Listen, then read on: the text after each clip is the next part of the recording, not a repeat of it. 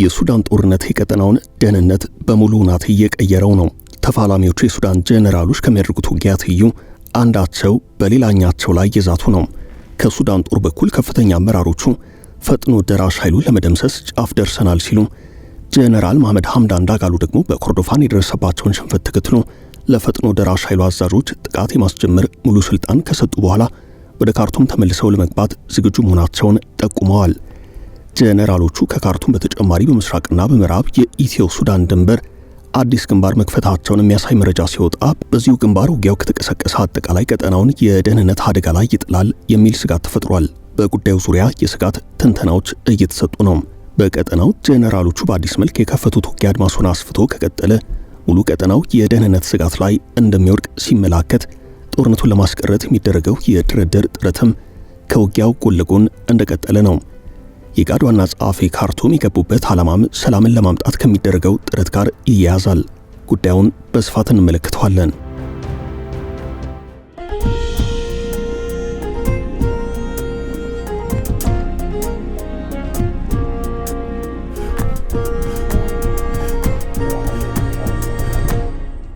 የሱዳን የእርስ በርስ ጦርነት የቀጠናውን ደህንነት ሁናቴ በሙሉ እየቀየረው ነው። በጉዳዩ ላይ ተከታትለው የሚወጡ መረጃዎች እንደሚያሳዩት ከሆነ ጄኔራሎቹ አዳዲስ ግንባሮችን እየፈጠሩ ነው። በሱዳን ጦር በኩል የተከፈተው አዲስ ግንባር የተፋላሚው ዋና ዋና መስመሮችን መዝጋት ላይ ያተኩራል። በተለይም ለሱዳን ፈጥኖ ደራሽ ኃይላት ወታደራዊ ድጋፍ ያደርጋሉ የተባሉት ሀገራት የሚገቡበትን መስመር መዝጋት የአልቦራን ጦር አዲስ የዘመቻ ቅርጽ ሆኖ ታይቷል። የአልቦራን ጦር ምስራቅና በምዕራብ የኢትዮ ሱዳን ድንበር አቅራቢያ አዲስ ግንባር በመክፈት ዘመቻውን ሲያጠናክር፣ በተመሳሳይ የፈጥኖ ደራሽ ኃይላት በዚሁ ግንባር ይዞታቸውን ለማስፋትና ይዞ ለመቀጠል ተናንቀዋል። በጉዳዩ ዙሪያ የወጡ ቀጠናዊ መረጃዎች እንደሚያሳዩት በምስራቅ በኩል ከኢትዮጵያና ሱዳን ድንበር አቅራቢያ የሚገኘው የኩርሙክና ጥቁር አባይ የአካባቢው የሱዳን ደህንነትና ስትራቴጂ ወሳኝ ቦታና መከላከያ ግንባሮች ከመሆናቸው አንጻር የጄኔራሎቹ አዲስ መፋለሚያ ግንባር ሳይሆን አይቀርም። በአሁኑ ወቅት የሱዳን ጦርነት ወደ ኢትዮጵያ ድንበር እየተለጠጠና በኢትዮጵያ ካለው የሀገር ውስጥ ግጭት ጋር እየተያዘ መምጣቱ በቀጠና ያለውን ውጥረት ከፍ እያደረገው ነው። በአንዳንድ ግንባሮች በተለይም በኮርዶፋን ሽንፈት የደረሰበት የዳጋሎ ጦር ለመልሶ ማጥቃት ተነሳስቷል። ከሰሞኑ የሱዳን ፈጥኖ ደራሽ ኃይል አዛዥ መሐመድ ሐምዳን ዳጋሎ በግንባር ላይ የሚገኙ አዛዦች ከማዕከላዊ እዝ ትዕዛዝ ሳይጠብቁ በራሳቸው ውሳኔ ጥቃት ማስጀመር የሚችሉበትን ሙሉ ፍቃድ መስጠታቸው ይታወሳል። ጄኔራሉ ይህን ውሳኔ ያሳለፉት ጦራቸው በኮርዶፋን ግዛት ከባድ ወታደራዊ ሽንፈት እንደደረሰበት ሲታወቅ፣ በግዛቱ የሱዳን ጦርና አጋሮቹ ቁልፍ ቦታዎችን በማስለቀቅ ክልሉን ከካርቱም ጋር የሚያያይዘውን ስትራቴጂያዊ የውጪ ንግድ ዋና መንገድ መቆጣጠር ችለዋል። ዳጋሎ ይህንን የአሰራር ለውጥ ከሰሞኑ ይፋ ያደርጉት ሱዳን ፋውንዲንግ ኮአሊሽን ከተባለው የጥምረት አጋሮቻቸው ጋር ካካሄዱት የደህንነት ስብሰባ በኋላ ባስተላለፉት አጭር መግለጫ ነው። የወታደራዊ ክንውኖች ቁጥጥር አሁን ቀጥታ ግንባር ላይ ባሉ ኃይላት እጅ መውደቁን መግለጻቸው ይታወሳል።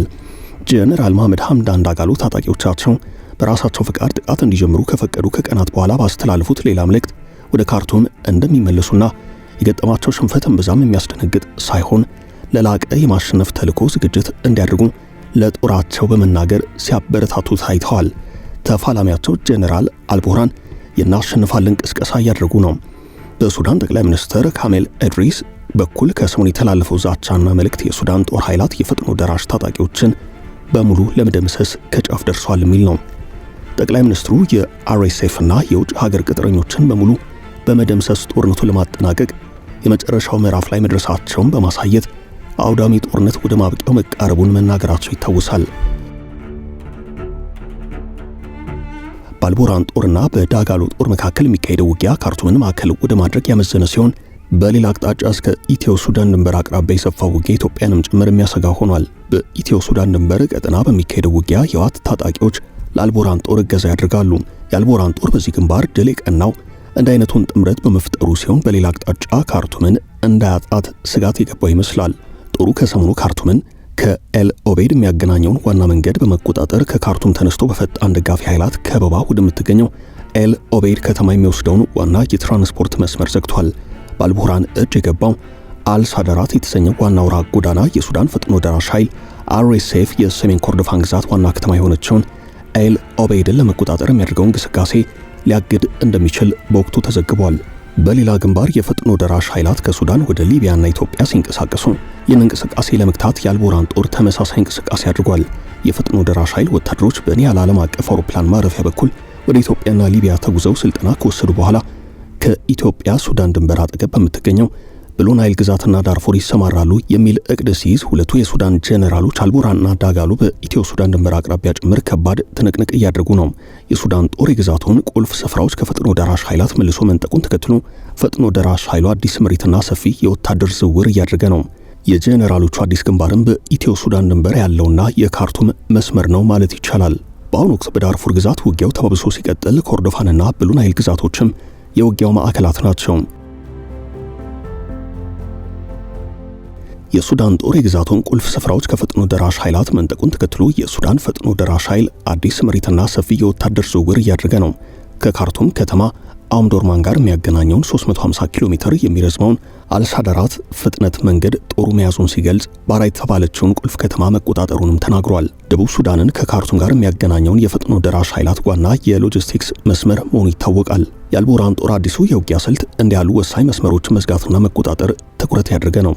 የሱዳን ጦር ላለፉት 3 ዓመታት ፈጥኖ ደራሽ ኃይላት በሰሜን ኮርዶፋን ያላቸውን ጠንካራ ይዞታ እያላላው ሲሆን የፈጥኖ ደራሽ ኃይላት አሁን ኃይል መልሶ እያደራጀ ነው። በቀጣይ ውጊያው ሊከብድ እንደሚችል የስጋት ትንተናዎች አሉ።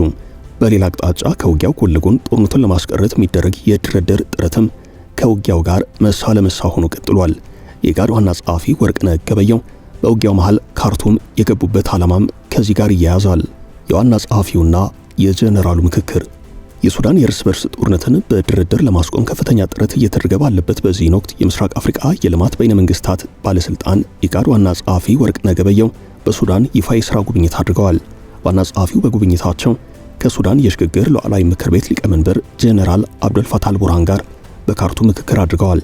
በጉዳዩ ላይ የኢጋድ ሴክሬታሪያት እንደገለጸው የዋና ጸሐፊውና የጄኔራሉ ምክክር ዋና ትኩረቱን ያደረገው በሱዳን ባለው ወቅታዊ ግጭት ዙሪያና በሱዳናውያን የሚመራው ዘላቂ ሰላም መፍትሄ ለማምጣት በሚደረጉ ጥረቶች ላይ ነው።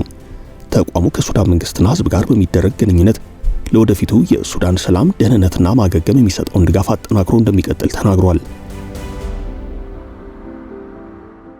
ከምክክሩ በኋላ አስተያየታቸውን የሰጡት የኢጋድ ዋና ጸሐፊ ወርቅነህ ገበየሁ የሱዳን መጻኢ ዕድል ከቀጠናው አጠቃላይ ሁናቴ ጋር በጥብቅ መያያዙን በመጠቆም በሀገሪቱ ሰላም መስፈን ለቀጠናው ዘላቂ መረጋጋትና በግጭቱ ለተጎዱ በሚሊዮን ለሚቆጠሩ ሱዳናውያን ወሳኝ መሆኑን ተናግረዋል። የዋና ጸሐፊውና የጄኔራሉ ምክክር የተደረገው አልቡርሃን በአስመራ ከፕሬዝዳንት ኢሳያስ አፈወርቂ ጋር መክረው ከተመለሱ በኋላ ነው። ጄኔራሉ እንዲያሉ ወሳኝ ምክክሮችን እያደረጉ ያሉት አሜሪካንን ጨምሮ ዓለም አቀፉ ማህበረሰብ የሱዳን የእርስ በርስ ጦርነትን ለማቆም ግፊት እያደረገ በሚገኝበት ወቅት ነው። ከድርድሩ በፊት ወታደራዊ የበላይነት ይዘው ለመገኘት በውጊያው ወታደራዊ ብልጫ ለመያዝ ከፍተኛ ትንቅንቅ ላይ ናቸው ሁለቱ የጦር ሹማምንት። የትራምፕ አስተዳደር በሱዳን የ90 ቀናት ተኩስ አቁም እንዲደረስ ውሳኔ ማሳለፉን ተከትሎ በካይሮ በአስመራና በካርቱም ተከታታይ የሚባሉ ምክክሮች እየተደረጉ ነው። አልቡርሃን የአሜሪካንን የተኩስ አቁም እቅድ ከተቀበሉ በኋላ በጦር ሜዳ አዳዲስ ግንባሮችን በመክፈት በተፋላሚያቸው ላይ ሰፊ የሆነ ወታደራዊ ዘመቻ ከመክፈታቸው ጎን ለጎን በዲፕሎማሲው ግንባርም አብዝተው እየሰሩ ነው።